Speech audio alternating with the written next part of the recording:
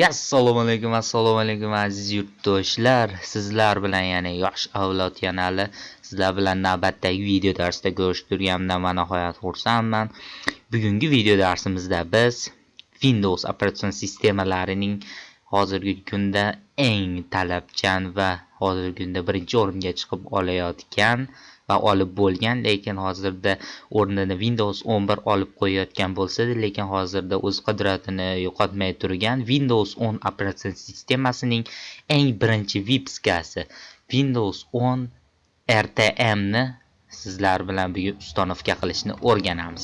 Ushbu operatsion sistema 2015-yilda ishlab chiqarilgan bo'lib, bu eng birinchi Windows 10 ning eng birinchi vipskasi hisoblanadi. Buni biz hozir WinVer'dan tekshirib ko'radigan bo'lsak, bu yerda versiyasi mana. Microsoft Windows version 10 versiya. Hozirgi kunda buni 22H2 versiyalari chiqib ketgan. 2015-yil Microsoft Corporation All Rights Reserved. Buni ichlarini ko'rib chiqadigan bo'lsak, anchagina eski. Hozirgi kunda bunga o'zgarishlar keltirilgan. Mana bu joylar ancha tanish. Bu joylar ancha o'zgartirilgan. Settings all apps bo'limi hozirgi kunda yo'qotilgan, lekin hosil qilsa ham bo'ladi. Xo'sh, center уведомления ham anchagina eskiroq. Hozirgi kunda center уведомления ushbu chekkada joylashgan. Bu yerda esa boshqa joyda o'rtaroqda joylashtirilgan va bu yerda gromkost, internet va boshqa narsalar hammasi Windows 10 bilan bir xil. Va biz Windows 10 ning